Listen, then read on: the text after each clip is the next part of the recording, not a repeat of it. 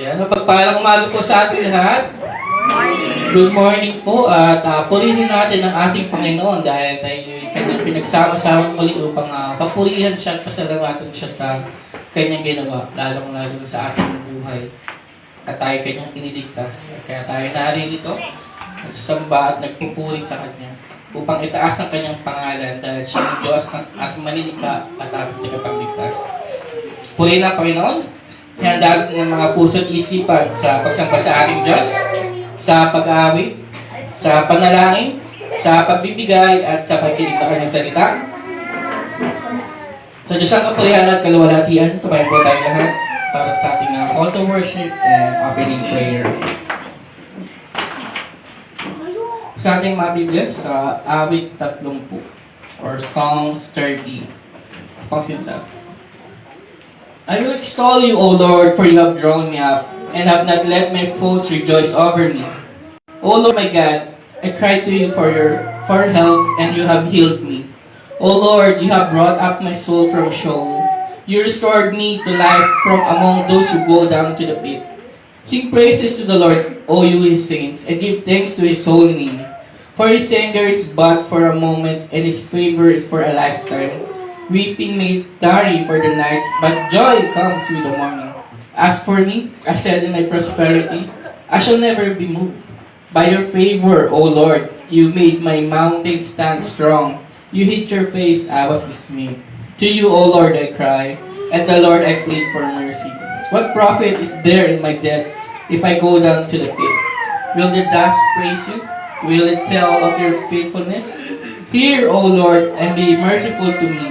O Lord, be my helper. You have turned for me my mourning into dancing.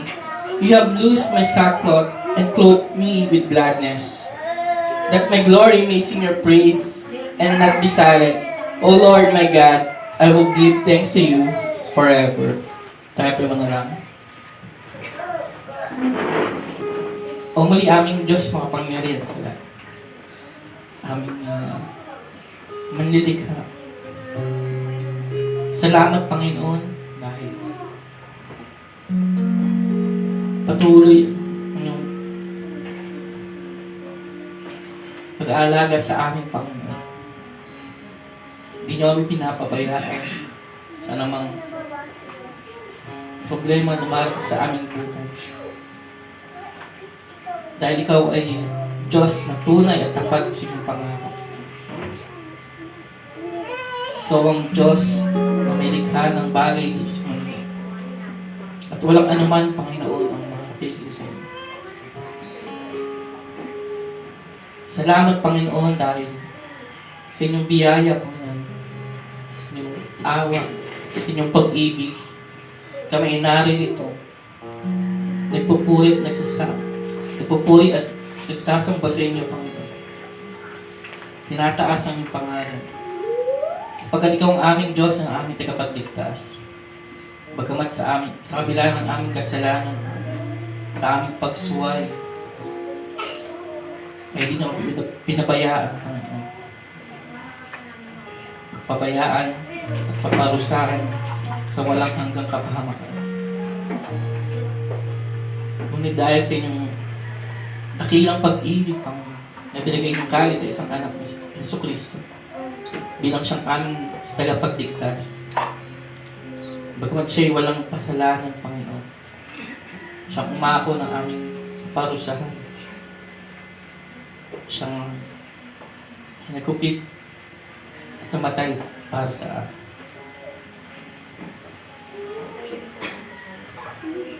Upang sa pamamagitan ng kanyang dugo ay dumari ang kapatawaran.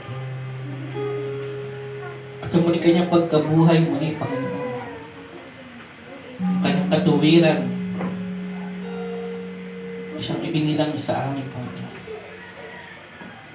Dahil sa kanyang tagumpay mula sa kamatayan. Kami ay may kakayahan na makalapit sa inyong harapan. Nagpupuri sa inyo. Dahil sa inyong anak, sa Jesucristo. Muli, Panginoon, dalangin namin na sa araw nito na tanging ikaw lamang ang aming iisipin at papapurihan ang ito. Alasin niyo, Panginoon, ang anumang bagay na umahadlang, sumasagabal sa amin sa pagsamba sa inyo, Panginoon, sa araw na ito.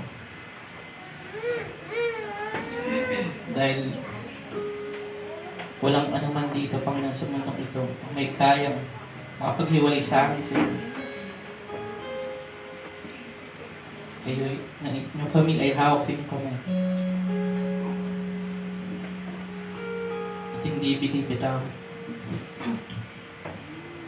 Muli, Panginoon, dalangin namin na sa aming mapapanyan sa inyong salita, Panginoon, na siyang magbigay sa amin ng kaliwanagan, sa inyong kaluwalhatian at sa inyong katotohanan.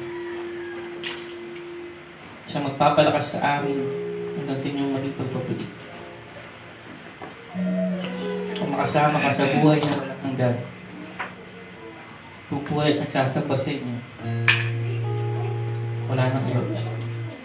Muli, Panginoon, tinataas namin ang iyong pangalan. Ito ang aming dalangin sa pangalan ni Jesus, aming Diyos at tagapagligtas. So ngayon po ay dadako na po tayo sa ating community singing. Inaanyayahan ko po ang lahat upang umawit ng papuri at pagsamba sa ating Panginoon sa pamumuno ng ating music team. Sabay-sabay po natin itaas ang pangalan ng ating Panginoon Diyos.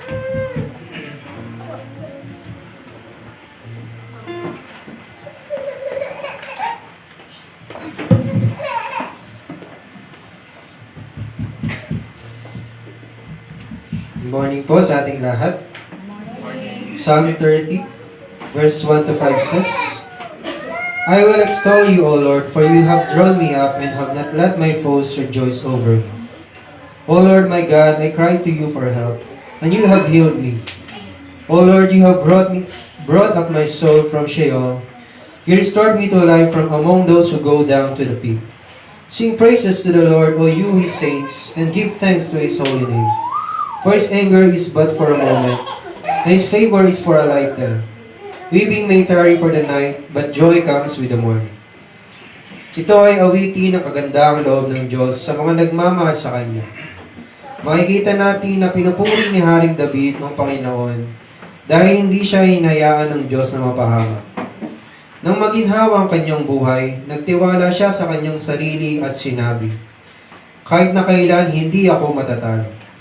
Bilang disiplina sa kanya, nagpadala ang Diyos ng karamdaman at mga kaaway. Natutong sumaklolo si Haring David sa Panginoon. Pinagaling siya ng Panginoon at niligtas ang kanyang buhay. Bilang tugon sa awa ng Diyos, hinikayat ni Haring David na ang lahat ay magpuri sa Diyos at siya'y pasalamatan. Tulad ng pagliligtas kay Haring David mula sa isang malubhang karamdaman at kanyang mga kaaway, ipinakita ng Diyos ang kanyang kagandahang loob sa atin nang ipadala niya ang kanyang anak na si Jesus upang pagalingin tayo sa isang malubhang sakit na ating ikapapahamak, ang ating kasalanan. Dahil si Kristo ang umako ng bintang at parusa na tayo ang dapat na dumanas dahil sa ating mga kasalanan, napawalang sala tayo at ibinilang na matuwid sa harapan ng Diyos. Ang ating kalumpayan ay napalitan ng malaking kagalakan. You restored me to life from among those who go down to the pit. Kaya mga kapatid, halina't umawit at magbigay ng mataas na papuri at pasasalamat sa ating Diyos na mga baging at tagapagligtas. Let's sing, O Church, Arise.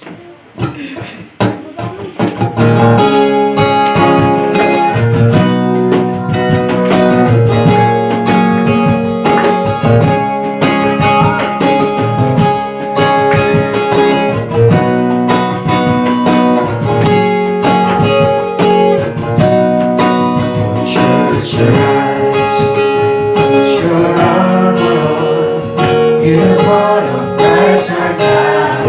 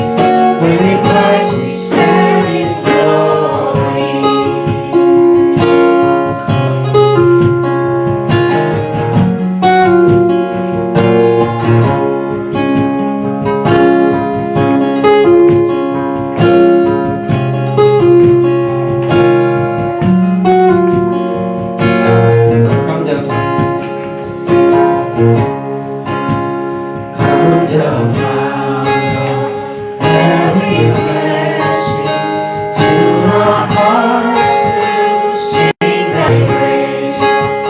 Streams of mercy, never ceasing, call for songs of loudest praise. Teach us how melodious sonnet, sung by flaming tongues of God. Praise the Lamb, face upon it, Mount of time, redeeming love.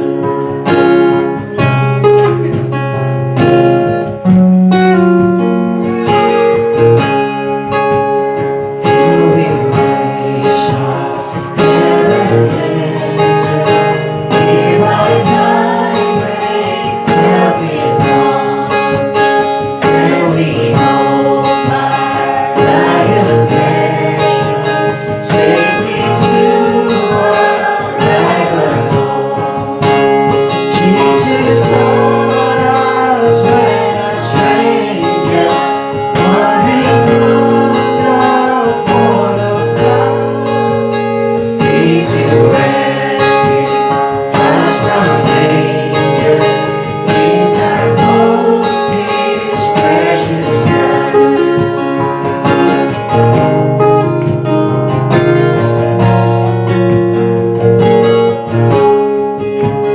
Oh, to grace now, great attender, daily will come straight to me. Let thy goodness, like a feather, bind our wandering hearts to thee. Prone to wander, Lord, we feel it. Come to live the glowing love. Here's our hearts, so take and seal it for thy course above. Here's our hearts, so take and seal it for thy course above. Lapat natin ang Panginoon. Praise God.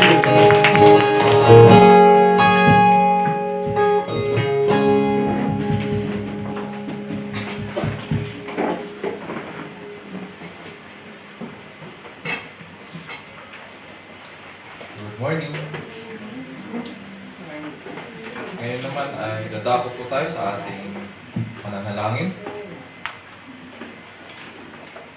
May mga natanggap tayong mga prayer requests doon sa ating group chat at gusto ko pong malaman kung may mga idadagdag pa po tayo doon sa ating request. Meron ba po bang nais na umapol? Wala. Sige po. So, ipikit po natin ang ating mga mata at tutulog tayo sa ating Panginoon. Let's pray. Our loving Heavenly Father, we thank you once again for another day that you have given us. Salamat sa panibagong privilege so that we can come into your presence as one body, as one family in Christ, to bless you, to worship you in song, in the study of your word, and in remembering you through the communion and in the ministry of giving. And so, dear Lord, we thank you for the strength, tsaka good health that you have provided for all of us so that we can look forward to this day. We also thank you, dear Lord, for the gift of work so that we can, through it, dear Lord, we can provide for our families and enjoy the work of our hands. So once again, dear Lord, we praise you for all that you've done. And we are thankful, dear Lord. Our hearts are filled with gratitude for the blessings that you have poured upon us. So today, dear Lord, we come to you with humble hearts, We seek, dear Lord, the blessings that Christ has earned for us, especially the forgiveness of our sins. And so, dear Lord, we come boldly to the throne of grace.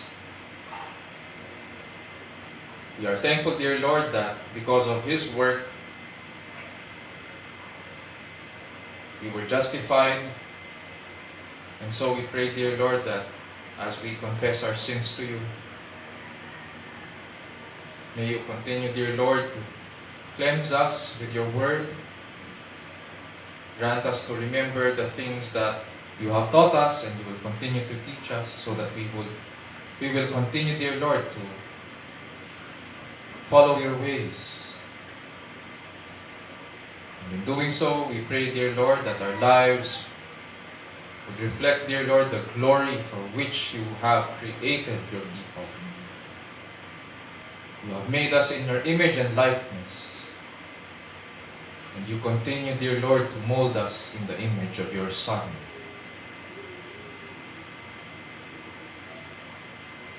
And so we pray, dear Lord, that you would continue doing so until His return.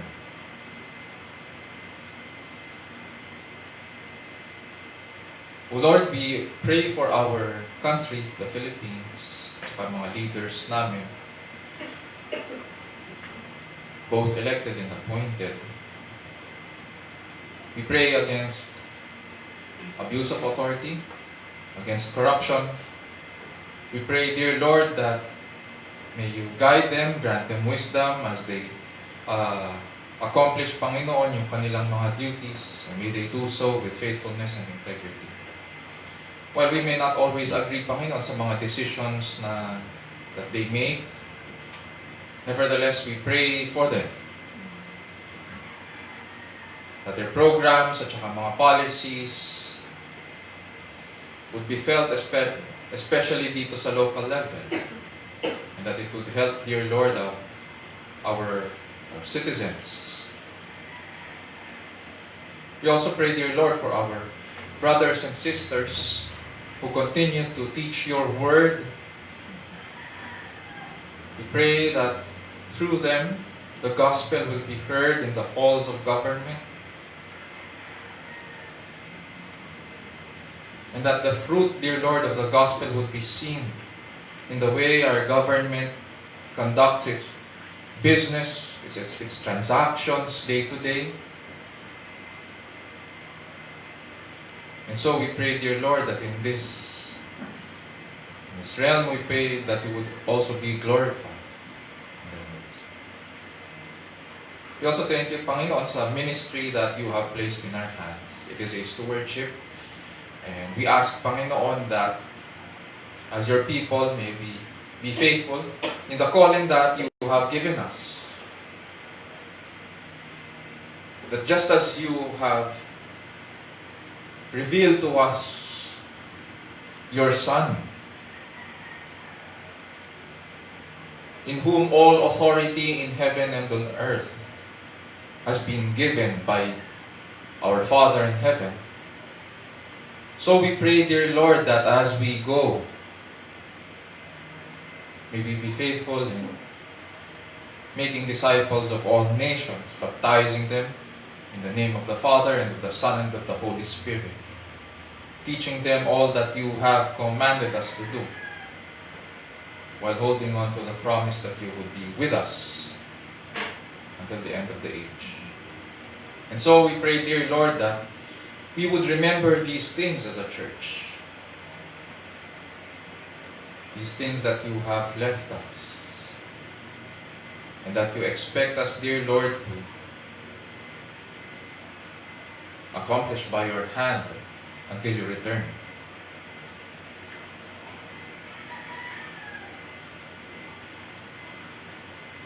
Grant that we would preach the good news, not only in church, but wherever you have placed us, and especially to our families as well. understanding, dear Lord, the reality that you have called us to serve our families because our family is our first ministry. It is to them, it is first to them that you have sent us, and so we pray that we would be able to do so, to minister to them the good news. May they see this, may they hear this from us. Dear Lord, we also come to you with our personal concerns.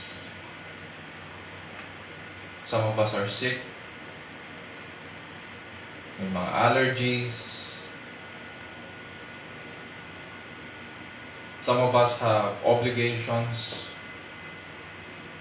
and could not join today. Nevertheless, dear Lord, we pray for one another and ask that you extend your healing hands upon us. And we will be well. And so we pray, dear Lord, for those of us na may sakit. We pray that we would respond sa mga medicines, and rest, and the care of our families. We pray for Ate Luz, sa kanyang trangkaso.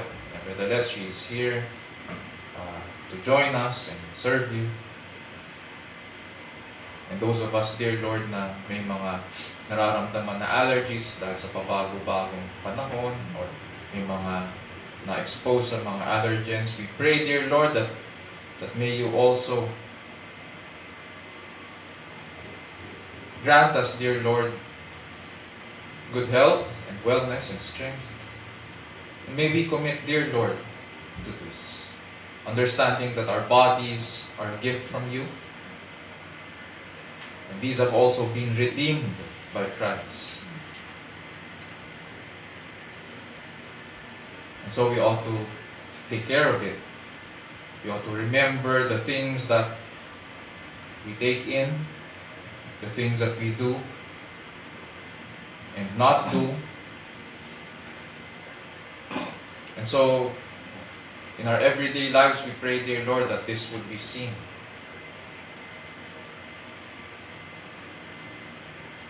And how we view our bodies, understanding that this came from you.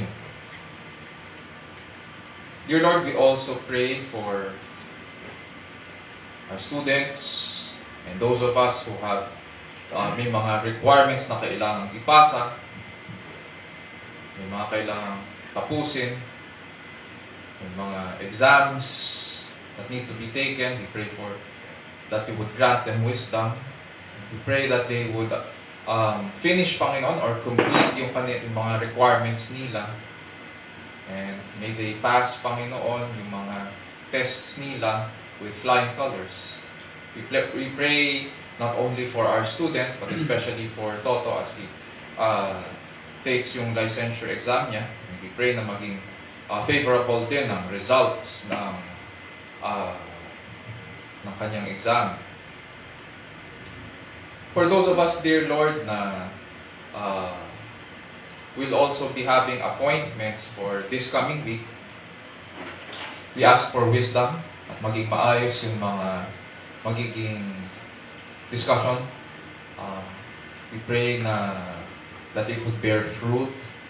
And in the end, dear Lord, as we go about itong mga responsibilities namin and accomplishing them, may we see, dear Lord, how you continue to guide us. How you continue to be with us, dear Lord.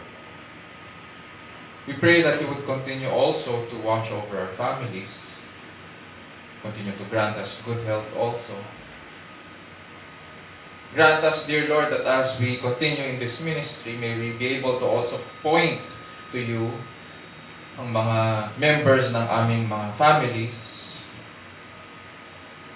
so that they would come to know you and bless your name. We thank you for the privilege of giving your people young families, the privilege of seeing children grow up, knowing you,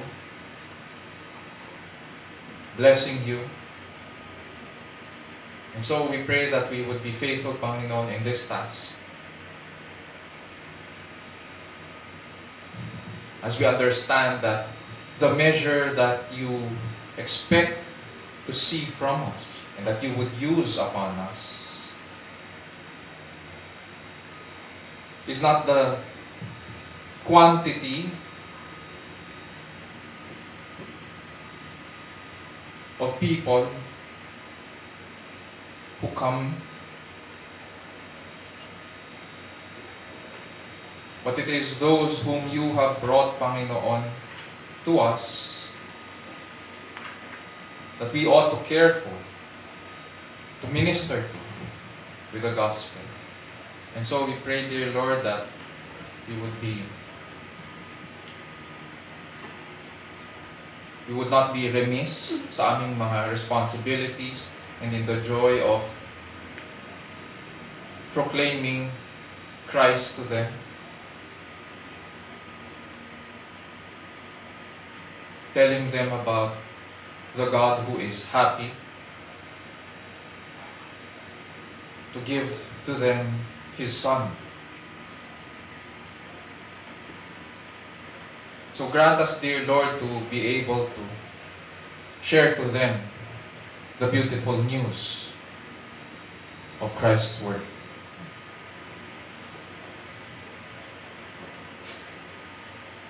Dear Lord, as we approach you now in the study of your word, we pray that you would grant us understanding, open our eyes to the truth, so that we would see your beauty, your glory and majesty in the study of your word.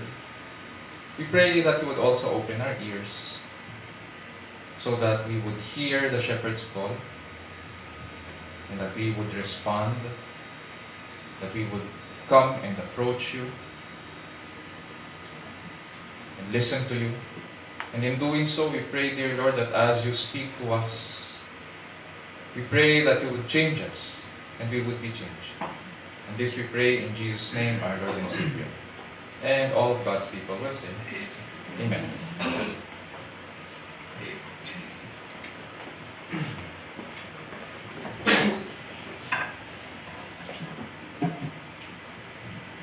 Ngayon po ay dalako na po tayo sa pagbasa ng salita ng Diyos. Na magmumula sa aklat ni Matthew chapter 9 verse 14 to 17 sa pangunay ng ating kapatid na si Joselito de Chavez. Kumain po tayong lahat bilang pagkalang sa salita ng Diyos.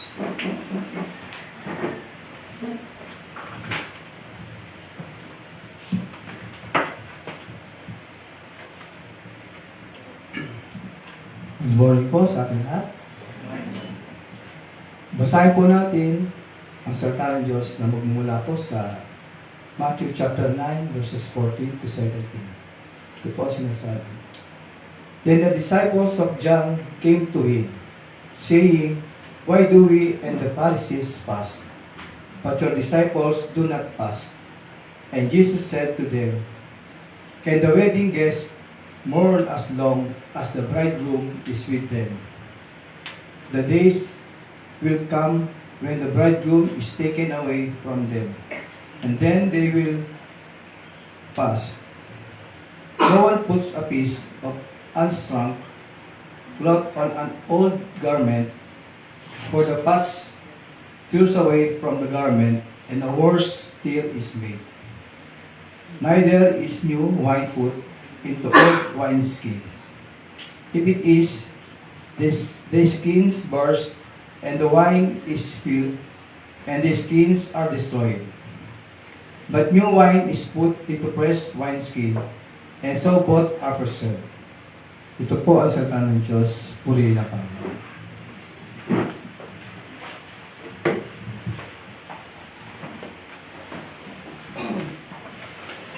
Muli, ang salita po ng Diyos ay katotohanan At ito'y kanyang kinasihan, nagtuturo ito ng katotohanan tungkol sa ating Diyos. At ito rin ay nagsasaway at nagtutuwid sa bawat mananampalataya. Sinasanay po tayo nito kung paano ang matuwid na pamumuhay ayon sa kanyang kalooban at kung paano ang tamang pagsamba sa tunay at nag-iisang Diyos. Ayon po yun sa 2 Timothy chapter 3 verse 16 to 17. Ngayon po ay hatid sa atin ng ating pastor, si Pastor Raymond Cancer, ang salita ng Diyos mula sa ating binasa sa Matthew 9 verses 14 to 17. Nawa ang Banal na Espiritu ang siyang kumilos at tumulong sa atin sa araw nito upang makita natin ang kagandahan at kadakilaan ng kanyang salita, ang Ebanghelyo ng ating Diyos at tagapagligtas na si Yesu Cristo.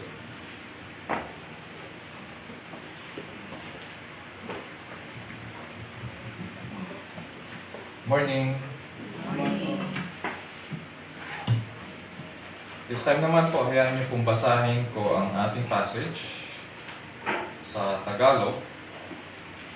Matthew 9, verses 14 to 17. At ganito po ang sinasabi. Nang magkagayoy, nagsilapit sa kanya ang mga alagad ni Juan na nangagsasabi, bakit kami at ang mga Fariseo ay nangag-aayunong madalas? Datapwat, hindi nangag-aayuno ang mga alagad mo. At sinabi sa kanila ni Jesus, mangyayari bagang mga gluksa ang mga abay sa kasalan, samantalang ang kasintahang lalaki ay kasama nila?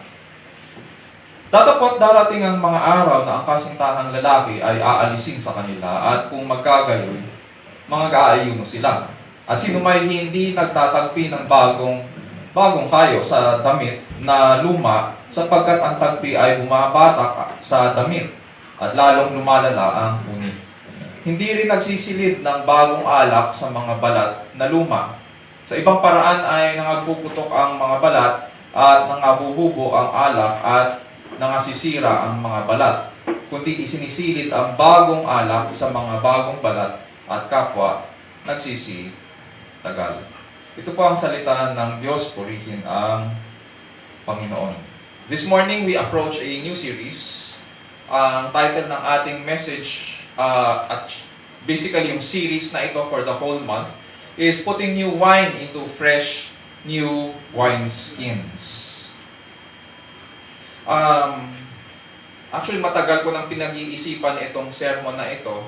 This began noong January 2023, nung nagtanong sa akin si Shekinah tungkol sa fasting or pag-aayuno. Dahil ang church daw ng kanyang office mate o kasamahan sa trabaho ay ganito yung ginagawa. Meron silang season ng fasting. Ang pagkakaintindi raw ng kanyang office mate, pakinggan lang natin, ay, and most probably familiar din tayo sa ibang mga pananampalataya, ganito ang pagkakaintindi sa fasting. Ito po ay isang sacrifice para makuha ang pinagpipray nila. So, kailangan nilang mag-ayuno tulad ng isang panata para suklian ito ng Diyos na pagpapala o ng isang answered prayer. So, kumbaga, give and take. Gagawin ko to para sa iyo, bibigay mo ito sa akin. Kapag pinag-uusapan po ang fasting o ang pag-aayuno, we define it as abstinence from food for a limited period of time or for a particular period of time. Pwedeng isang araw, pwedeng 2 araw, pwedeng 1 linggo. Pero may time yun. May time factor siya. In the field of health and fitness, ginagamit ang fasting para magbawas ng timbang. Alam natin yun, di ba? Ang mga kababaihan, merong tinatawag na after 6 p.m., hindi sila kakain. Pero pag nag-breakfast naman, o pag nag-midnight snack, hindi mo maintindihan, parang end of the world na. Diba? Pero in the field of health and fitness, ginagamit ito para magbawas ng timbang at makontrol. To some, ginagamit ito para kontrolin ng blood sugar sa mga diabetics. At syempre, para bantayan din ang kung merong improvement sa health ng kanilang puso. Sa politics naman, in world politics, ang isa sa mga kilalang gumagamit ng fasting bilang hunger strike ay si Mahatma Gandhi ng India.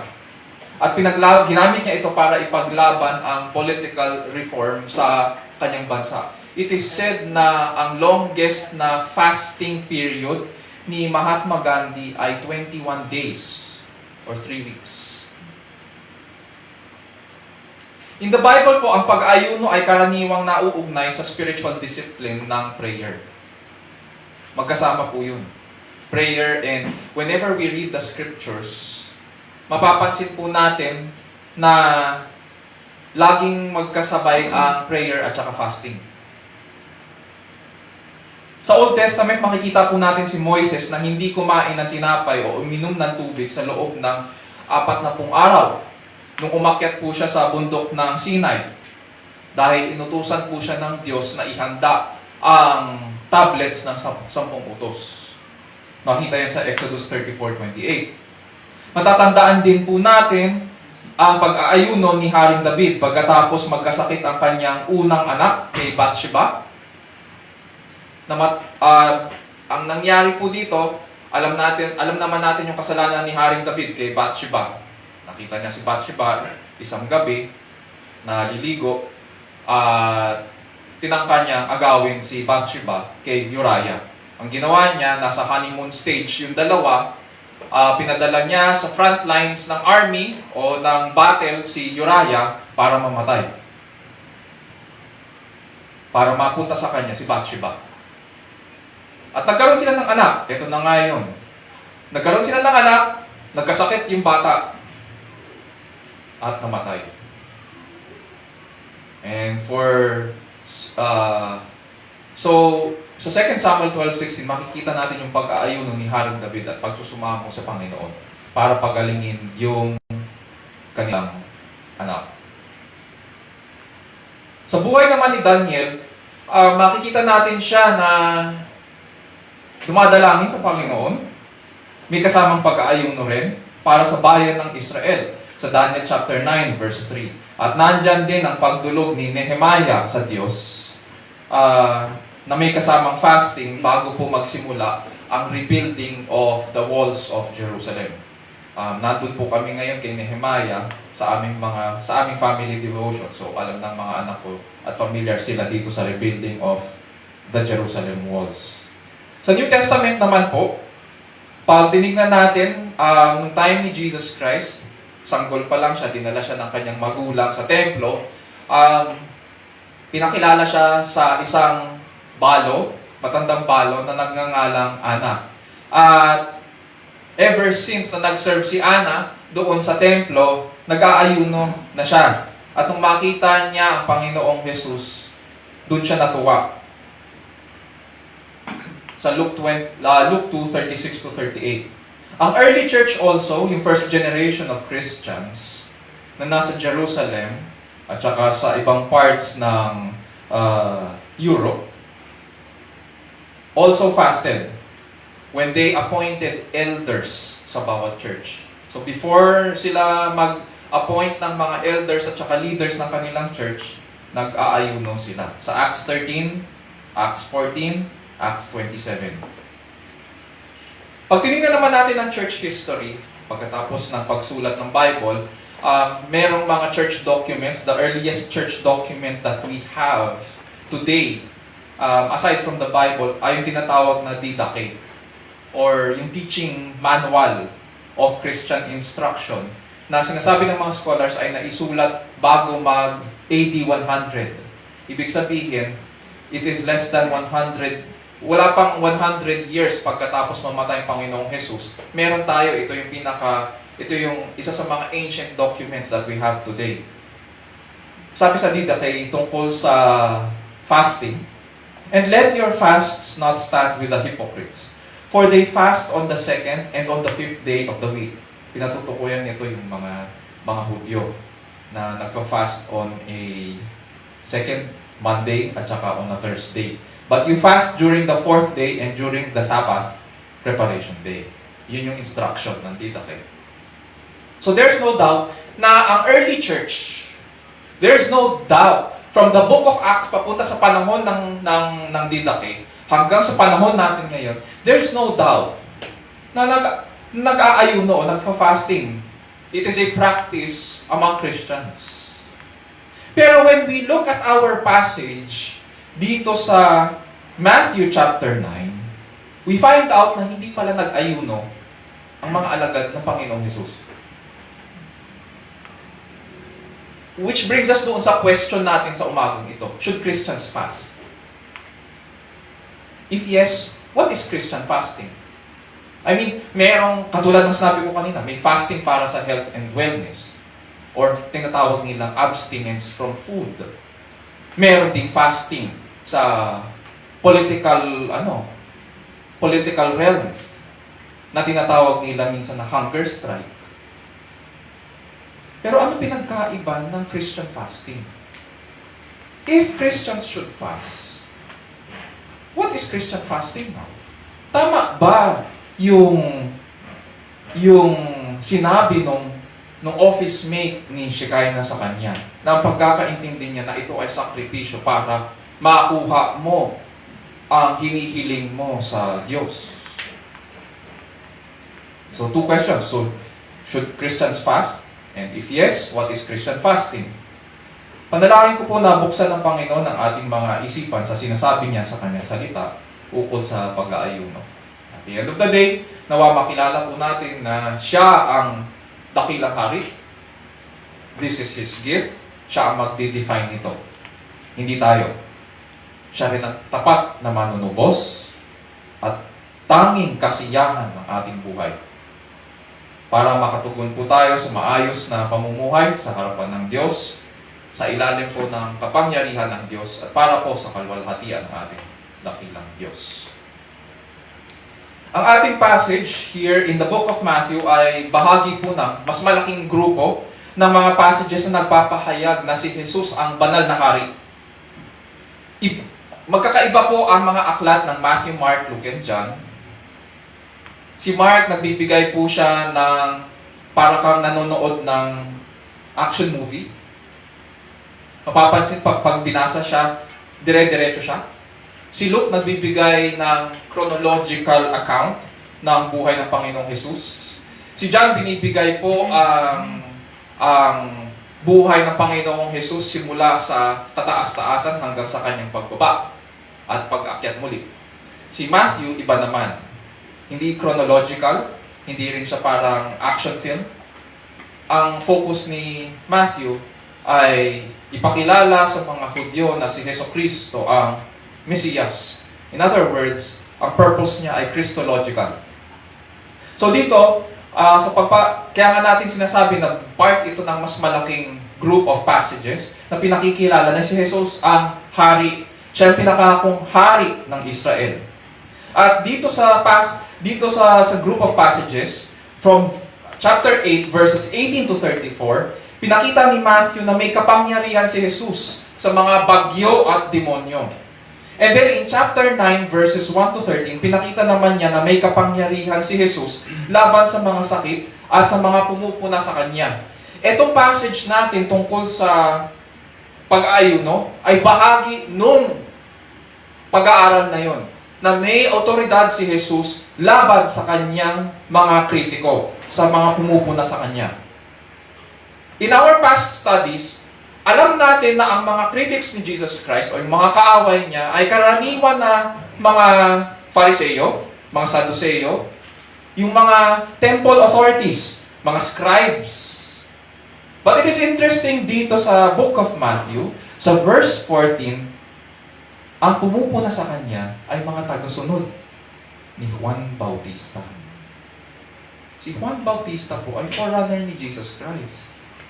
At ngayon, ang pumupuna sa kanya ay mga sumusunod kay Juan. Hindi mga temple authorities. Basahin natin. verse 14. Then the disciples of John came to him asking, "Why do we and the Pharisees fast, but your disciples do not fast?" So, pinakikilala dito ni Mateo ang characters ng ating kwento. And determine natin kung sino-sino ang involved. Number 1, ang mga followers ni Juan Bautista. Sila yung nagtatanong sa verse 14. And syempre, ang Panginoong Jesus, siya yung sumasagot. Hindi binanggit ni Mateo kung ano ang setting or yung ano yung location ng kanilang usapan. Some scholars suppose na ito po ay isang dinner at dumating ang sa isang dinner biglang dumating ang mga tagasunod ni Juan Bautista and probably kasama rin ang ibang mga Pharisees. So we can only imagine na maraming tao at nandun ang Panginoong Jesus sa isang kainan. Tapos biglang pumasok sa pintuan itong mga, syempre most probably invited rin ang mga tagasunod ni Juan Bautista. Pumasok sila kasama ang ibang mga Pharisees at biglang tinanong ang Panginoong Jesus, "Why do we and the Pharisees fast?" So, parang ang magkakampi pa ngayon dito ay yung mga tagasunod ni Juan Bautista at saka ang mga Fariseo. It seems na ganun. Kanina nasabi ko na ang mga tagasunod ni Juan Bautista ang mamumula dito o mga critics sapagkat by this time itong Matthew chapter 9, nakatulong na si Juan Bautista. Sa Matthew 4:12, alam na, as early as Matthew 4, alam na ng Panginoong Jesus na dinakip si Juan Bautista. And from that time, maglalaylo na, mawawala na ang ministry ni John the Baptist. Kaya dinakip si Juan Bautista dahil pinuna niya si Herod the Tetrarch, sa pakikipagrelasyon nito kay Herodias. Si Herodias po ay, parang ganito yun. Si Herod the Tetrarch may kapatid. Sabihin natin, ako si Herod the Tetrarch, si Ronel, si Herod Philip. Si Herod Philip may asawa. Ang pangalan ng asawa ni Herod Philip ay Herodias. Puro Herod, no? Herodias ang pangalan ng asawa niya. Ang ginawa ko, kinuha ko yung asawa niya. Pinuna ngayon ni John the Baptist. Si John the Baptist po ay prophet. In the Bible, ang mga trabaho ng mga prophets, syempre, ay may access po sila sa bulwagan ng hari. At pinupunan nila talaga kapag nagkakamali o gumagawa ng kalokohan yung mga hari. At ganun ang ginawa ni John the Baptist. Sinabi niya na pakikiapid yung ginagawa mo. Kaya ang ginawa ngayon ni Herod kay John the Baptist, dahil hindi niya nagustuhan, hindi rin nagustuhan ni Herodias, pinadakip niya, pinakulong si Juan Bautista. So dito, by the time that we come to Matthew 9, wala na. Kinulong na si John the Baptist. At kahit sinabi nga ni John the Baptist, pakinggan natin yung sinabi niya tungkol sa pagdating ng Panginoong Jesus. "So this joy of mine has been made full. He must increase, but I must decrease." Kay John the Baptist yun, yung maririnig natin paulit-ulit sa mga churches. He must increase, I must decrease. Galing kay John yun. Even though sinabi ito ni John the Baptist, it is interesting na yung kanyang mga alagad, hindi nakuha. Tuloy pa rin sila sa pagsunod sa kanya. Ibig sabihin ni John, naiintindihan niya na darating ang point na mawawala ang ministry niya. Sa pagdating ni Jesus, kailangan na niya mag-decrease. Kailangan niya maglaylo. Mawawala na. At kahit na kinulong siya, tuloy pa rin sila sa pagsunod kay Juan Bautista. At dito sa Matthew 9, makikita natin na nagtanong sila sa Panginoon. Even though sumusunod sila kay John the Baptist. Hindi ito tanong. Na parang, halimbawa na lang tayo, kapag may gusto tayong malaman na sagot, nagtatanong tayo. This is not an innocent question. Itong tanong na ito, hindi ito nagsasaliksik. Ang tawag dito ay veiled criticism. Kasi, kung tutuusin, pwede naman nila tanungin si Juan Bautista eh. Sumusunod ka pa kay Juan eh. O, bakit hindi mo tanungin si Juan? Pero ang ginawa nila, tinanong nila ang Panginoong Jesus. Tapos pinatatamaan pa siya. So dito, makita natin na critic sila. Ang isa sa mga hallmarks din ng ministry ni John the Baptist ay, sabi kasi ng mga alagad niya, bakit kami at ang mga Pariseo ay nag-aayuno? Tama sila. Sapagkat ang ministry ni John the Baptist ay nakilala sa pag-aayuno. Yung ministry niya, sabi sa Matthew 11:18, he came neither eating nor drinking. He came neither eating. Dumating si John the Baptist at nakilala siya sa pag-aayuno. At pinagpatuloy lang nila ito. Even though nakakulong na si John the Baptist at malapit na siyang mamatay. Interesting people, di ba? Punta tayo sa mga Pharisees. So, nang makita nila si Jesus, agad silang lumapit sa kanya at nagtanong, "Why do we and the Pharisees fast, but your disciples do not fast?" So, ginroup nila ang sarili nila doon sa mga kaaway ng Panginoon, yung mga Pharisees. And in one sentence, maiintindihan natin agad ito. Ang mga Phariseo po ay hindi lamang mga matatanda ng Israel. Sila po ay experts sa kautusan. And so alam nila yung iba't ibang ordinances na establish noong panahon ni na Moises. At kabisado nila ang buong kautusan. And it is said dito na ang mga Pharisees ay nag-aayuno nung panahon nila ng 2 beses. Nabanggit yun sa Didache kanina. Nag-aayuno sila on Monday and on a Thursday. Usually, nakikita ito sa panahon ng Passover at Pentecost at kapag nalalapit na ang Feast of the Dedication. Bakit ganito? Bakit 2 beses sa isang linggo? Paniwala nila kasi na si Moises umakyat sa Mount Sinai ng Thursday at bumaba po siya ng Monday pagkatanggap niya ng pangalawang beses yung tablets of the commandments. Ang kaso, yung ganitong pag-aayuno, wala tayong mababasa na inutos ito. Sa makatuwid, naging tradition na lang. What do we see here? On the one hand, nag-aayuno ang mga tagasunod ni Juan Bautista sa kabila ng pagwakas ng kanyang ministry. And on the other hand, nag-aayuno ang mga Fariseo kahit walang utos mula sa kautusan. Immediately, kita natin yung problema. Both groups, followers of John the Baptist at saka yung mga Pharisees, alam nila na si Jesus ang Mesiyas. Alam nila ang sinabi ni Juan Bautista tungkol kay Jesus. At narinig rin nila magpahayag ang Panginoon at nakita ang kanyang mga milagro. Ganun pa man, hindi sumunod ang dalawang ito kay Jesus. Tinanggihan nila siya.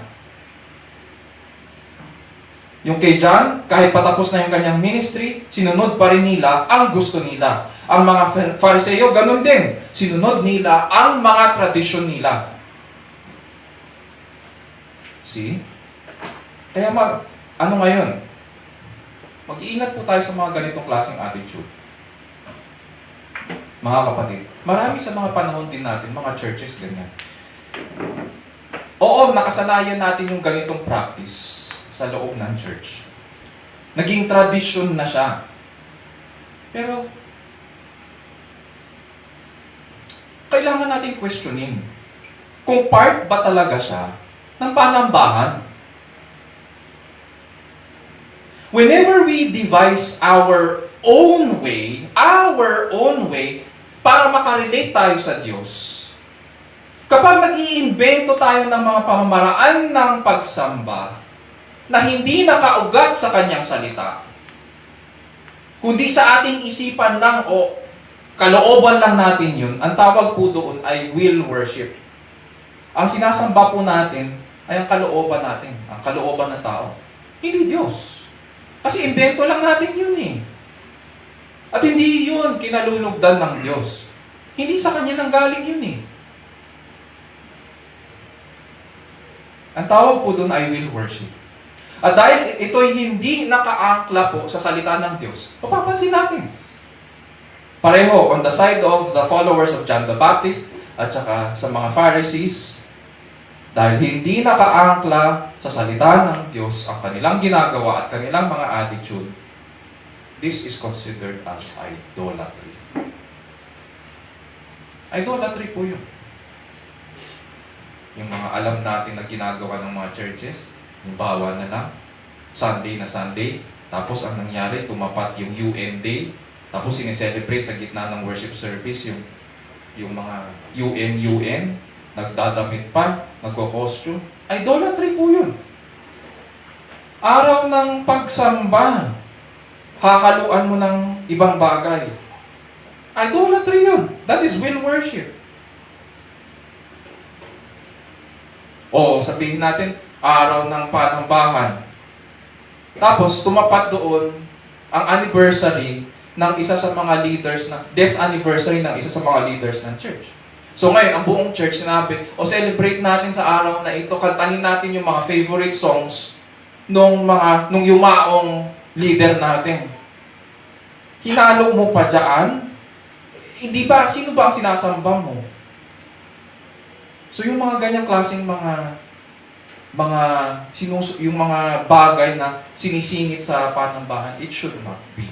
That's idolatry. Kaya mag-iingat po tayo sa mga attitudes, especially attitudes natin. Baka pinaglalaban natin, mga idolatrous practices na.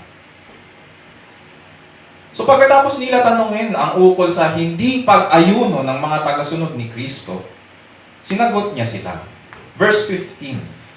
And Jesus said to them, the attendants of the bridegroom cannot mourn as long as the bridegroom is with them.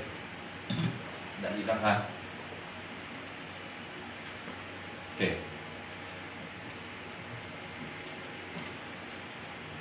So the attendants of the bridegroom cannot mourn as long as the bridegroom is with them, can they? But the days will come when the bridegroom is taken away from them, and then they will fast. So dito sa verses 15 to 17, mapapansin natin na nagbigay ang Panginoon ng ilang mga larawan para ipaliwanag ang hindi pag-ayuno ng kanyang mga alagad. So 3 larawan ng hindi nila pag-ayuno. Okay? 1. Sa verse 15, makita ang larawan ng ugnayan ng mga abay sa lalaking ikakasal. Papaliwanag natin yan isa-isa. Verse 16, binigay niya ang larawan ng pagtatagpi. Meron sa atin na namang nagtatrabaho dito sa garments industry. Ako dati akong part ng fashionable goods industry, so may familiarity ako sa proseso. Number 3, verse 17, ang larawan ng pagtago ng alak sa mga balat. Unahin po muna natin itong verse 15. Kung ang ministry po ni Juan Bautista ay nakilala sa pag-aayuno, ang ministry ni Jesus Christ ay kabaligtaran. Hindi sila nag-ayuno. And this is why he is being questioned here. Kasi obviously, hindi sila nag-aayuno. Puntahan natin ang Matthew 11, verses 18 to 19. At ganito po ang sinasabi. For John came neither eating nor drinking, and they say he has a demon. The Son of Man, si Jesus Christ, came eating and drinking, and they say, behold, a gluttonous man, and a drunkard, a friend of tax collectors and sinners. Yet wisdom is vindicated by her deeds. Kung tutuusin, ang unang miracle din ni Jesus Christ ay may kinalaman sa kasiyahan. Diba? Ang unang milagro niya ay sa isang kasal sa Cana. Most probably, mga kaibigan nila yon. Hindi na binanggit yung pangalan. Dito sa verse 15, hinahalin tulad niya ang kanyang pagparito sa isang kasal. Siya po ang lalaking ikakasal. Siya yung siya yung bridegroom. O siya yung groom. At ganito po ang sinabi ni Juan Bautista kung sino siya in relation doon kay Christ the bridegroom.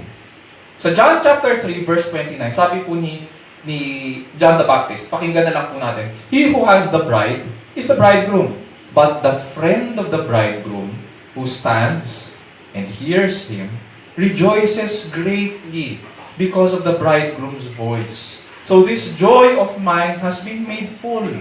Ibig sabihin, sa pagdating ni Heso Kristo, masayang-masaya si Juan Bautista. Siya yung best man.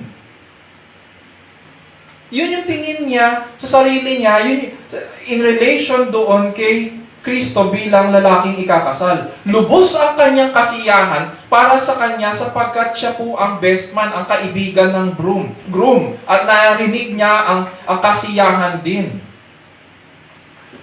ng lalaking ikakasal. Now, ang pag-aayuno ay karaniwang nauugnay sa pagluluksa. Yes, sa pananalangin at doon sa mga examples kanina sa Old Testament, pagluluksa. Nandyan din ang pagsisisi sa kasalanan and it is usually may kinalaman sa sorrow and repentance na nagmumula sa pagkauhaw sa Panginoon at pagnanais na masiyahan sa Kanya. Pero sabi ng Panginoong Jesus, hindi ka pwedeng magluksa kapag kasama mo ang lalaking ikakasal. Hindi ka pwedeng magluksa, hindi ka pwedeng mag-ayuno kapag kasama mo ang lalaking ikakasal. Ibig sabihin, hindi ito oras o panahon para magluksa. Kasi nga, ang pag-aayuno ay may kinalaman sa pagluluksa. So bakit mo gagawin yun? Best man ka, nandyan ka, abay ka sa kasal, tapos bigla ka na lang mag-aayuno. Sa Old Testament, inilarawan ng Diyos ang kanyang relationship sa Israel na pawang sa mga ikakasal. Pakinggan lang natin ang sinasabi ni Isaiah sa Isaiah 62 verses 4 to 5. Sabi niya, "Hindi ka natatawaging itinakwil, ni ang lungsod mo'y hindi rin tatawaging asawang pinabayaan.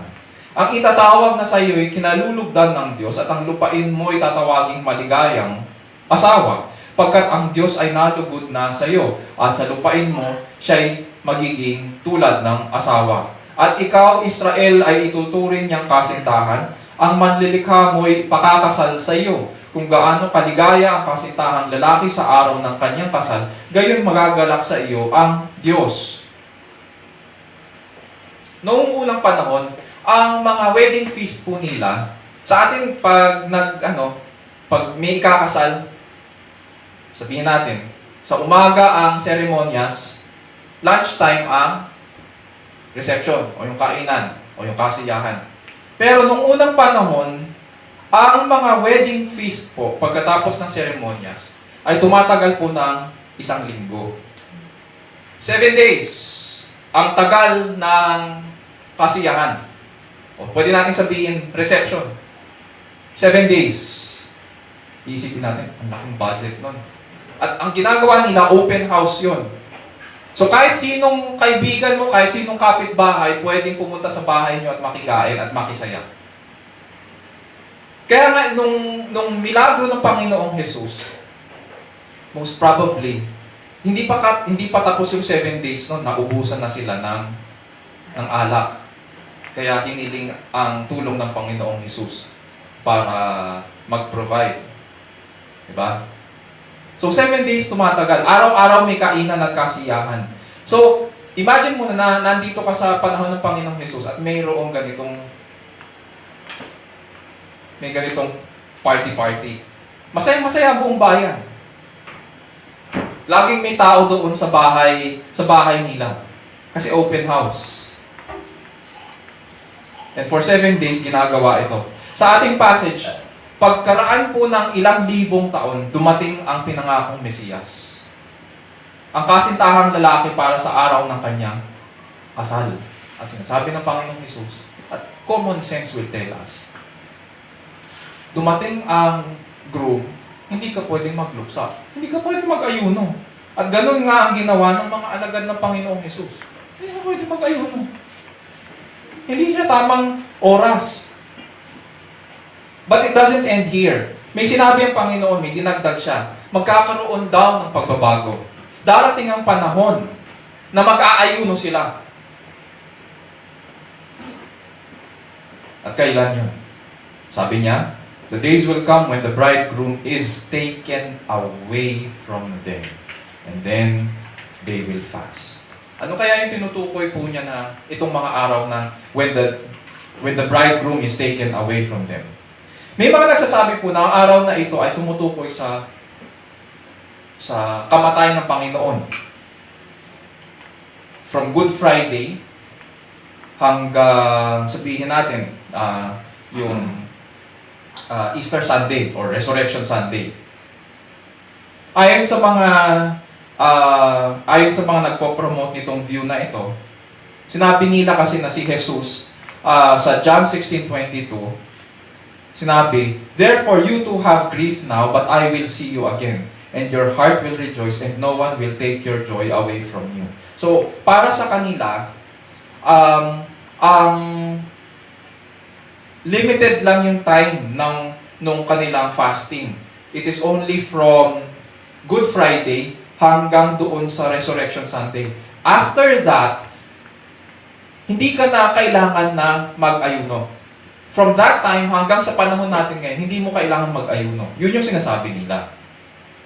Pero we have to take into consideration na pagkatapos mabuhay na maguli ng Panginoon, umakyat siya sa langit. While it is true that these are times of rejoicing dahil tagumpay ang Panginoong Jesus laban sa kamatayan, His physical presence is not with us. Kailangan natin isaalang-alang na ang naging response ng early church. Yung first generation of believers after the resurrection. Sa Acts 13, nag-ayuno po sila. Sina Pablo at sina Barnabas at yung buong church bago siya i-send out sa kanyang first missionary work. Sa Acts 14, bago sila mag-appoint ng elders sa church, sa Lycaonia, sa Lystra, sa Derbe at sa Pisidian Antioch, nag-ayuno sila. Tapos paulit-ulit na binabanggit ni Apostol Pablo sa mga taga-Korinto na madalas niyang naranasan sa ministry ang matinding gutom at uhaw. Nag-aayuno siya.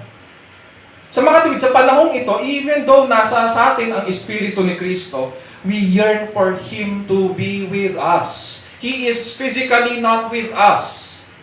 He was taken away. By whom? By the Father.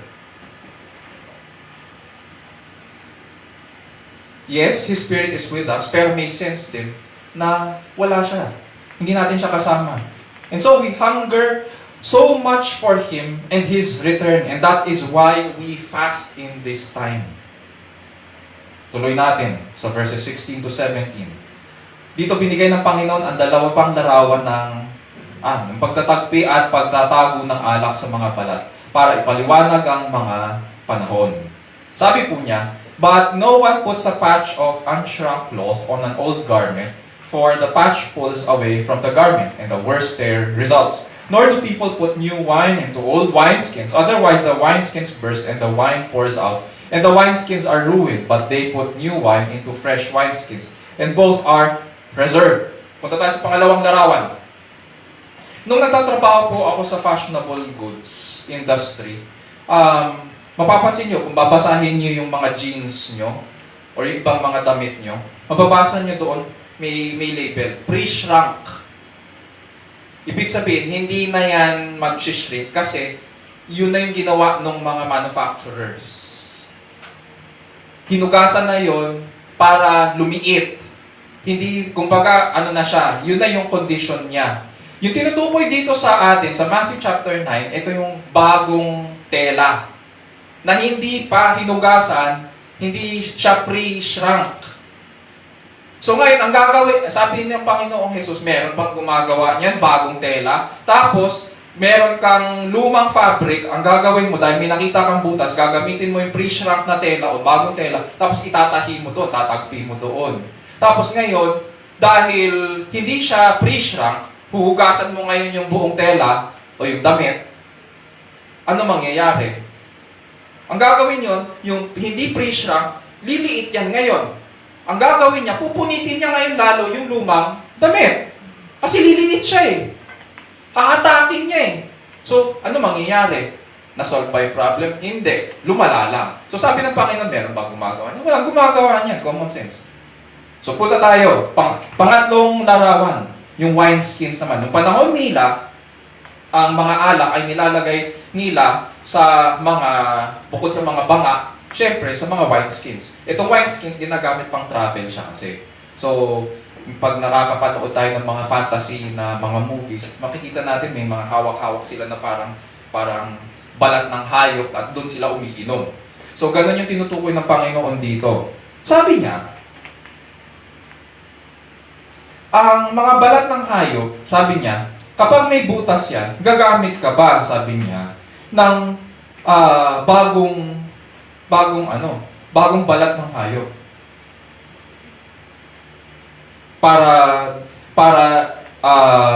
Sabi niya, do people put new wine into old wineskins? Or otherwise the wineskins burst and the wine pours out and the wineskins are ruined. Okay, ganito. Kapag naluma yung balat, ang nangyayari dyan, kumukunat yan. Siguro mas madaling sino dito may mga balat na wallet? Seiko wallet? Ang wallet na swerte. Kapag may wallet ka na balat, pansinin mo, pag hindi mo ginamit yan, at tumagal ang panahon, na tinago mo lang, pag kinuha mo ulit, nagbibitak-bitak, umukunat, hindi na siya flexible. Yun yung tinutukoy ng Panginoon dito. Ako yung mga boots ko ngayon, meron akong mga boots na balat. Sumasakit ang mga ulo ko kung paano ko i-restore. Yung sinuot ko last week, ni-restore ko yun eh. Binata pa ako. Sasabihin mo, bakit nangyayari to? Ang sabi ng Panginoon, dito sa mga lumang balat na ito, maglalagay ka ba ng bagong alak? Ano yung problema sa bagong alak? Yung tinutukoy niyang bagong alak dito, ito yung mga alak na hindi pa nabuburo ng maayos. Binuburo kasi yan eh. Meron kang mababasa minsan, di ba, sa mga bote ng alak. May 15 years, may 20 years, may 25 years. At habang tumatagal yan, sumasarap yan, at mas mahal. So ngayon, sabi ng Panginoon, kapag bago yung alak at hindi pa nabuburo, at nilagay mo yan sa isang balat, o sa isang sisidlan, kailangan flexible yung sisidlan niya. Bakit? Kasi, pag naburo yan, nag-develop yung gas sa loob, tumataas yung pressure. Ngayon, kapag nilagay mo yan sa old wineskin, makunat yun eh. Nagbibitak-bitak yun eh. Nasisira yun eh. So, pag naburo yan, di yung pressure niyan magde-develop sa loob, mabubutas yung old wineskin. Sayang yung alak, sayang din yung balat. So, paano na? So, walang gumagawa nun, sabi ng Panginoon. Kailangan kapag new wineskin. Para flexible. Yun yung point niya doon. Now, ang kailangan nating maintindihan dito, parehong mapapansin natin sa kanyang larawan, may bago. Mayroong bagong tela, o bagong tagpi, merong bagong alak. May pagbabago. Sinasabi niya na ganito, sa pagparito ko, may pagbabagong nangyayari. And it is signified by yung unshrunk cloth at saka yung new wine. It is a new reality, sabi niya. It is a new order. At hindi na siya compatible doon sa luma. Ang tinutukoy niya ditong luma, for example, yung Judaism, yung mga kinabibilangan ng mga Fariseo. Sabi niya, part yan ng luma. Old religion yan, old order yan. Yung ginagawa ni John the Baptist, yung sinusunod ng kanyang mga alagad, luma yan. Luma yan. Sila ang mga old wineskin.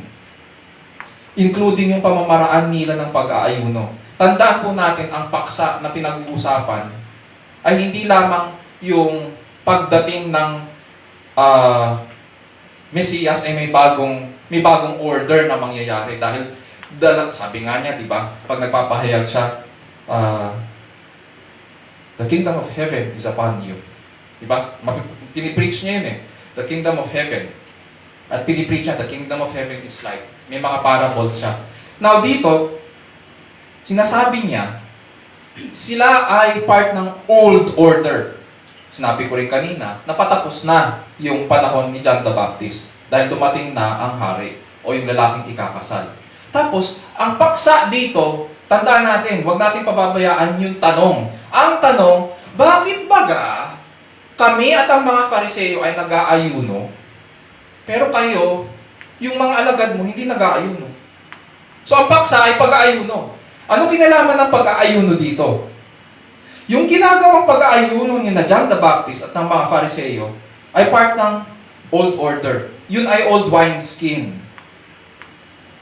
Kapag nag-aayuno sila, ang pinanghahawakan nila ay ang pangako ng pagdating pa lang ng tagapagligtas. Yung pagdating pa lang ng lalaking ikakasal. Dumating na yung lalaking ikakasal. So, paano na? Ngayon, pagsamahin natin ang mga issue. On the one hand, mag-aayuno ang lahat ng tagasunod ni Kristo pag inalis si Kristo sa kanila. And on the other hand, itong pag-aayuno ay mababago sapagkat naparito na ang lalaking ikakasal. So, question, should Christians fast? Base sa ating pinag-aralan, it is obvious na hindi pinagbabawal ng Panginoong Jesus ang pag-aayuno. Walang pinagbawal. So in this new age that saw the coming of the kingdom of God, to fast or not to fast is not the question.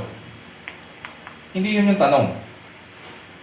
Christ expects na patuloy na mag-aayuno ang kanyang mga tagasunod. Hindi siya commanded. Hindi siya commanded katulad ng mga ordinances na katulad ng pag-aaral ng kanyang salita. Katulad ng pananalangin. Katulad ng pag-celebrate ng Lord's Supper. Katulad ng baptism. Hindi yan katulad, ang pag-aayuno ay hindi hallmark ng pagiging Kristiyano. But it is a gift from God para makarelate tayo sa Kanya. Huwag natin siya ilalagay sa hilera ng mga ordinansa. Hindi. Mali yun. Which is ganun nga ang ginawa ng mga Fariseo. Binigyan ng sobrang importance. At tingin ko ganun din ang ginawa ng mga followers ni John the Baptist. It should not be. At tingin ko kaya nagtanong din sa akin si Shekinah nun kasi ginawa nilang hallmark of Christianity. So kapag hindi ka nag-aayuno, questionable ang pagiging Kristiyano mo. Ay hindi. Hindi tama yun. Ulitin ko, to fast or not to fast is not the question. Christ expects na patuloy na mag-aayuno ang kanyang mga tagasunod.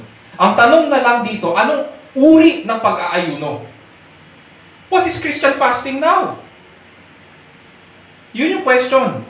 Ang Christian fasting ay pagpapahayag ng ating pagkauhaw sa Panginoon at kasiyahan sa Kanya sa pamamagitan ng pag-iwas sa pagkain.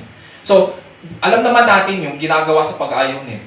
Umiiwas tayo, hindi tayo kumakain.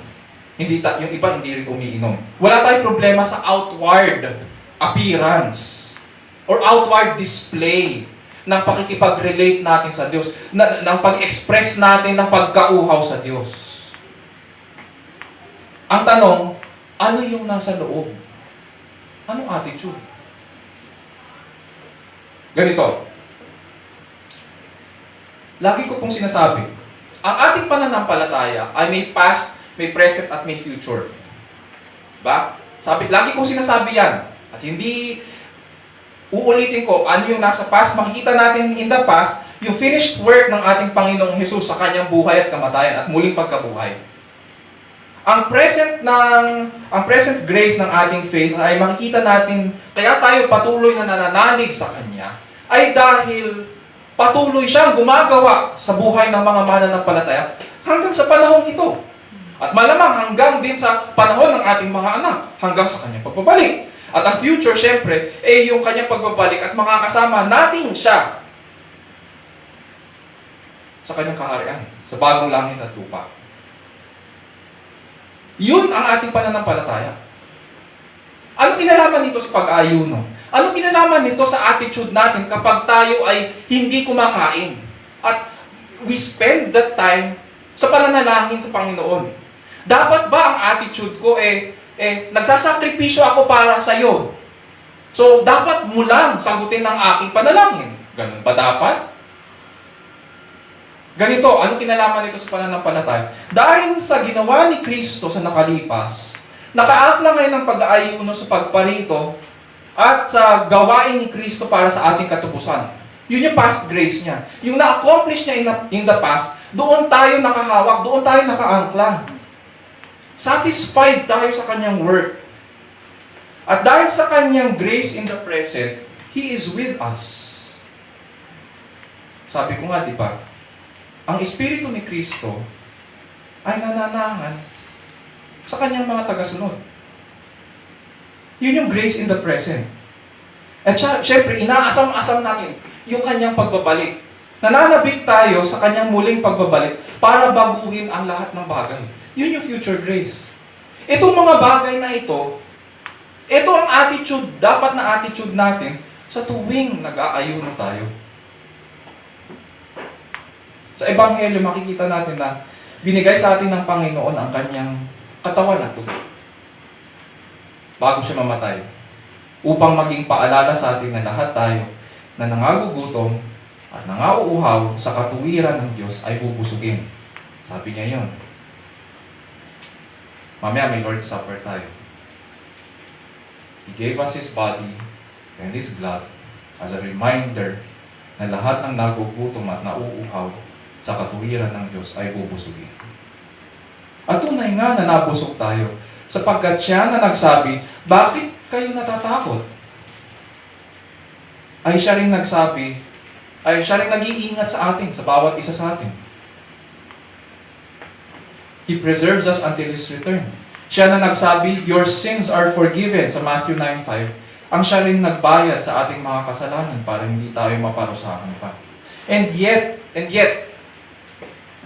He gave us these reminders para mabusog tayo. Mabusog ang ating kaluluwa sa Kanya. And yet, He gave us these words. At napakaganda. Napakasarap pakinggan nitong mga salita na binigay niya bago siya mamatay. Sabi niya, I will not drink of this fruit of the vine from now on until that day when I drink it new with you in my Father's kingdom. Sa Matthew 26:29, ibig sabihin, pagkatapos nila nung First Lord's Supper, nung panahon ni Jesus, nag-ayuno na siya. Nag-ayuno din siya. Sabi niya, I will not drink of this fruit of the vine from now on until that day when I drink it new with you in my Father's kingdom. Binigay po niya ang kanyang sarili para masiyahan tayo sa kanya. And from out of this happiness, may sense na nananabik tayo dahil pinangako niya. Pinangako niya na makakasama tayo sa kanyang kaharian. Nadadalhin niya tayo sa kanyang bulwagan, sa kanyang hapag, at hinihintay niya tayo na dumating doon. Hinihintay niya na pumasok tayo doon para makasama tayo sa mga kasiyahan doon. Sabi niya, when I drink it new with you in my Father's kingdom. Kaya siya nag-ayuno kasi gusto niya sabay-sabay lahat ang kanyang bayan. Magsasaya sila ng sabay-sabay. Iinom sila. Kakain sila ng may kasiyahan. Kasama si Kristo sabay-sabay. Hinihintay niya tayo. Mga kapatid at kaibigan, ang Christian fasting ay hindi gawa-gawa po na tao. O hindi rin ito naaayon sa kalooban ng tao. Hindi ito paraan para magbawas ng timbang o paraan para maipahayag ang puwersang socio-political. Hindi rin ito sacrifice para ipakita sa Panginoon na deserve natin makatanggap ng blessing o answered prayer. Rather, we understand that Christian fasting is God's gift para makarelate tayo na nagugutom at nauuhaw kay Kristo. It is an expression ng ating kasiyahan kay Kristo dahil sa kanyang ginawang pagliligtas. On the one hand, sinasabi natin kay Kristo, kaya tayo nag-aayuno o nagfa-fast, sinasabi natin na nauuhaw tayo at magugutom tayo sa Kanya hanggat hindi natin siya nakikita sa Kanyang kaharian. And on the other hand, sinasabi rin natin, it is also a test of honoring Christ. At nagpapasalamat tayo na siya ang ating kasiyahan dahil sa Kanyang ginawa sa Kanyang buhay at kamatayan. Ganito dapat ang attitude natin kapag tayo ay nagfa-fasting. Therefore, ito yung sinasabi niya na new wine. These are the things that are new. And so mga kapatid, pasalamatan natin ng Diyos sa Kanyang kabutihan sa atin. Isa puso po natin ang mga bagay na ito at iukol po natin ang ating sarili sa tapat at dakilang Panginoon. Tayo na lang. Our dear Lord, we thank you for your word. We thank you for the correction and the admonition that we receive on how we ought to approach you whenever we fast. We understand, Panginoon, that there are many misconceptions about fasting. And we have developed, Panginoon, many misconceptions.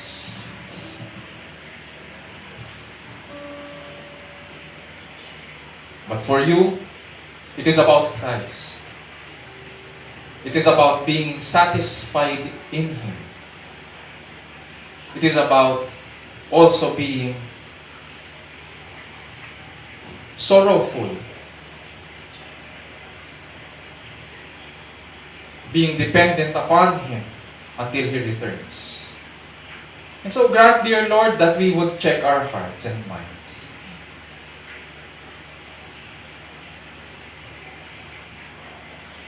Grant, dear Lord, that we would understand how we ought to relate to you. We are thankful, dear Lord, for what you have done for us on the cross, for giving us your body and blood, signifying the coming of the new covenant, and how you relate to your people. Thank you for these promises of a new heart. Thank you for these promises of putting your Spirit forever in your people.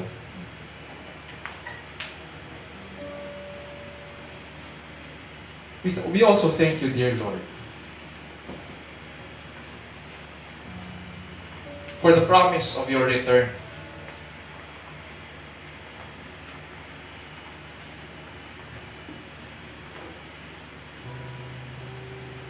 While we delight, Panginoon, in the blessings of the bread and the wine,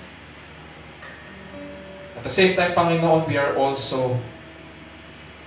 there's a sense that we are also dissatisfied in this time while we await, Panginoon, your future grace.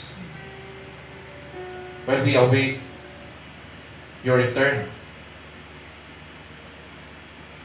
And so we express this, dear Lord, through fasting.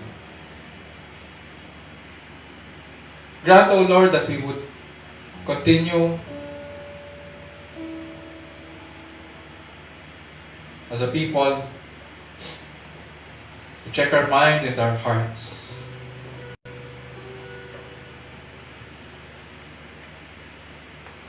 In approaching you and in relating to you. You are our King.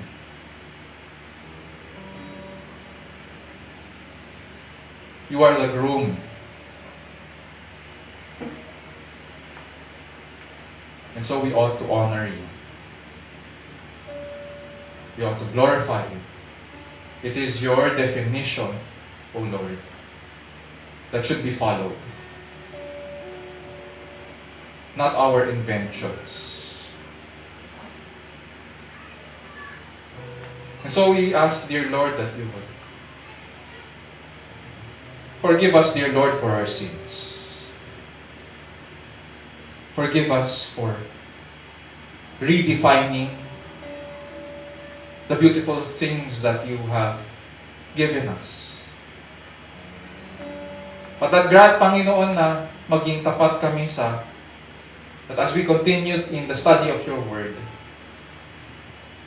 we would consider always how you define your gifts and your blessings to us, so that we would live lives that are pleasing in your sight.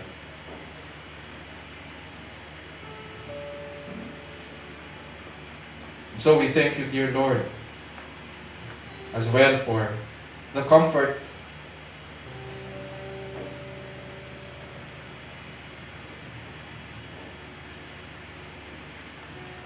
that you would not drink of the fruit of the vine.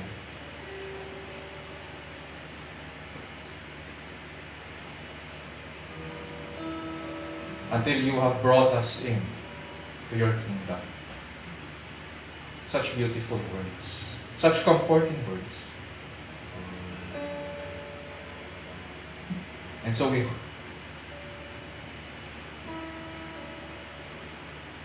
hold it dearly. It is a promise, dear Lord, that we will see you again.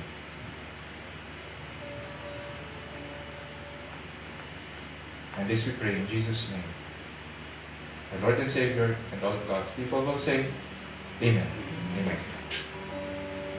Ngayon naman po ay dadako po tayo sa ating Lord's Supper.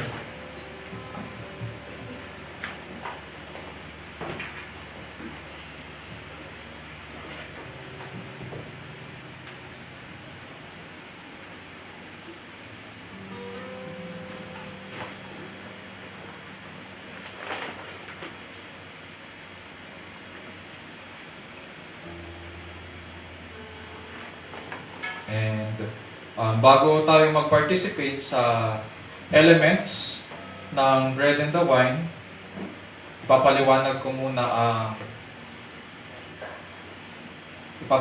po muna itong ginagawa natin every month. And then, pagkatapos nun, I will give you time para sa-lex ka ng ating mga sarili. And then, tatawagin ko po si Kuya Owen at saka si Brother Ronel para tulungan tayo sa pag-distribute ng elements at sabay-sabay tayo magpa-partake sa Lord's Supper. Kung hindi po natin naiintindihan ng Ebanghelyo, o hindi rin natin naiintindihan pa ang Lord's Supper, at ang ugnayan nito sa Ebanghelyo, mas makakabuti po para sa atin na huwag muna mag-participate. It's okay na mag-observe muna. And if you have any questions, siguro we can discuss that pagkatapos ng ating service. So ganito po ang kahalagahan ng banal na hapunan sa buhay ng mananampalataya kay Kristo at sa ating iglesia. Hango po sa paragraph number 2 ng ating VBM Statement of Faith number 10. Ang banal na hapunan po ay kaloob ni Kristo sa atin na kanyang iglesia upang gunitain at ipahayag ang kanyang kamatayan. Nagsisilbi rin itong paalala sa lahat ng mga hinirang na darating ang araw na matatanggap natin ang lahat ng mga pagpapala ng kaligtasan at mauupo tayo kasama niya sa kanyang hapag. Ang mga elemento ng banal na hapunan, ang tinapay at ang alak, ay larawan po ng katawan at bagong tipan sa dugo ni Kristo. Dahil ito'y panlabas na patotoo ng kagandahang loob ng Diyos sa kanyang mga hinirang, pinapahayag po natin sa pamamagitan nito na kaisa po tayo sa kamatayan ni Kristo. At patuloy niya tayong iniingatan hanggang sa kanyang pagbabalik. This means po na ang ordinansa ng banal na hapunan ay isang spiritual na pakikipag-isa. Kaya nga tawag sa kanya ay communion, spiritual communion. Na this is a spiritual communion natin sa ating Panginoon sa tuwing nakikibahagi po tayo. Ngayon, kung hindi pa po natin naintindihan ang Ebanghelyo o ang ordinansang ito, mas makakabuti po sa atin na huwag muna makibahagi. Dahil ito po ay larawan ng biyaya ng Diyos, pinangungunahan po ito ng salita ng Diyos at taimtim na pagsusuri sa sarili. So mga kapatid sa Panginoon, we may now take this time of silence upang suriin ang ating mga sarili at lumapit sa Panginoon. After which, sabay-sabay po tayo magpa-participate sa ordinansang ito. You may come to the Lord. O Lord, we thank you for these gifts that we are about to receive. We thank you for giving us the bread that signifies your body, and the wine that signifies the new covenant in your blood. And so grant, dear Lord, that as your people, as your church, we would remember what you have accomplished for us in your life and death. And that as a church, we would be able to proclaim this wonderful message, this truth,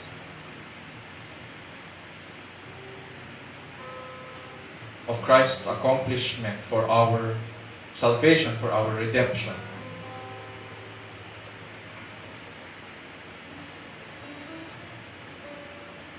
And may we continue to do this until you return.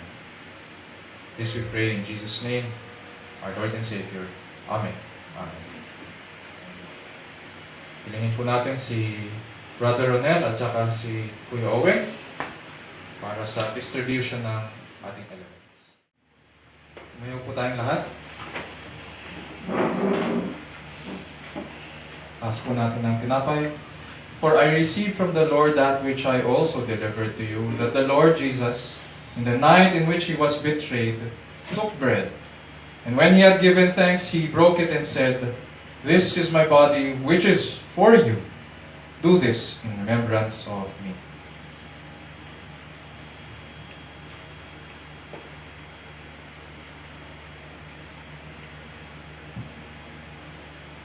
Taas po natin ang saro.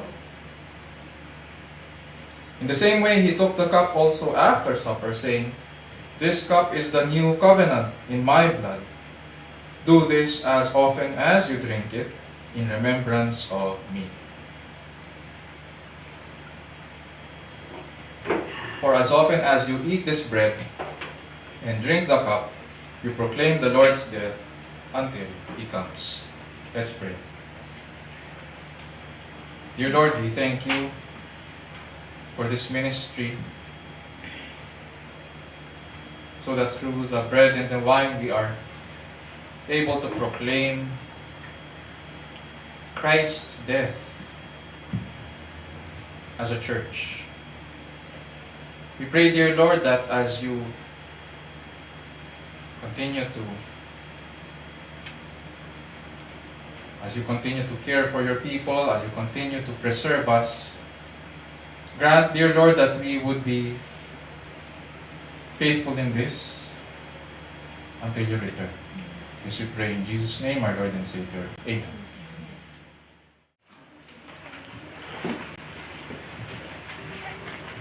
Ngayon po ay dadako na po tayo sa ating Ministry of Healing. Buksan po natin ating mga Biblia sa 2 Corinthians chapter 9, verses 12 to 15. Ito po sinasabi.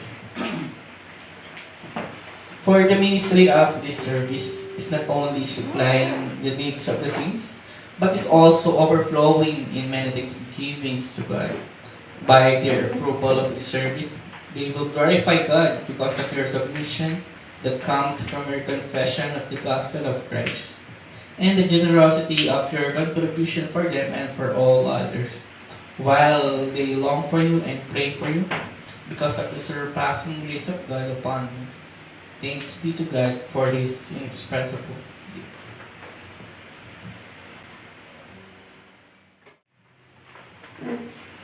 Tumayo po tayo lahat. Tayo po'y umawit ng papuri sa ating Panginoon. Praise God from whom all blessings flow. Praise Him and creatures here below. Praise Him above in heavenly hosts. Praise Father, Son, and Holy Ghost.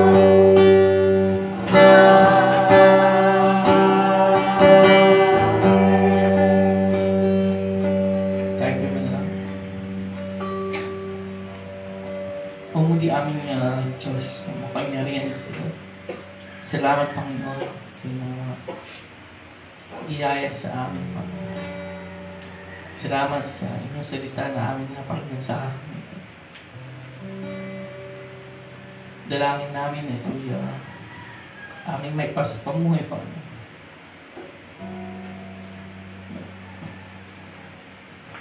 Dahil sa inyong kagandahang loob sa amin, Panginoon.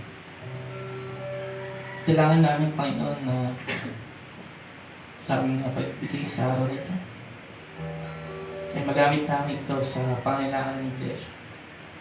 Sa pagtulong sa aming mga kapatid na nangangailangan. At higit sa lahat sa pagpapalaganap ng iyong salita. Dalangin namin na kayo siyang patuloy na magbigay sa amin ng aming pangangailangan. Hindi lang pisikal, pangangagulia, spiritual.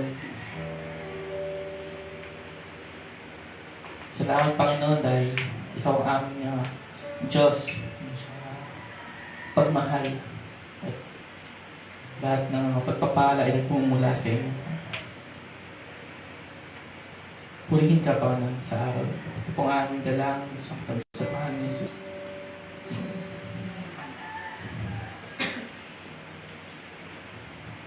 Natin po tayo nakatayo para po sa ating close and benediction. Mga kapatid, purihin po natin ang ating Panginoon at tanggapin ang kanyang pagpapala. Now to Him who is able to keep you from stumbling and to make you stand in the presence of His glory, blameless with great joy. To the only God our Savior, through Jesus Christ our Lord, be glory, majesty, dominion, and authority, before all time and now and forever. Amen.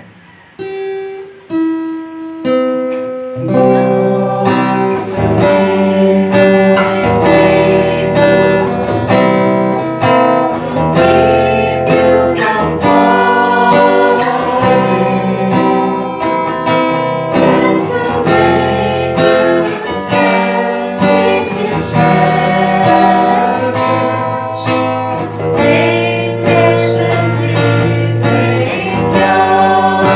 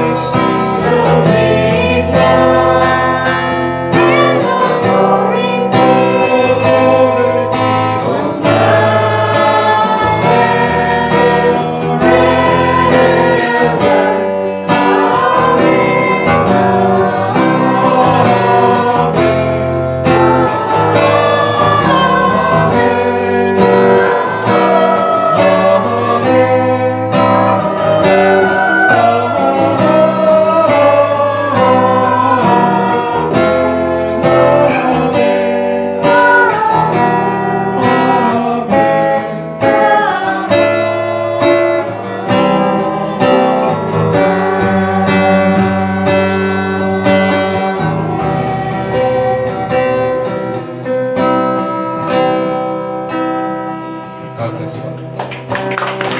you all.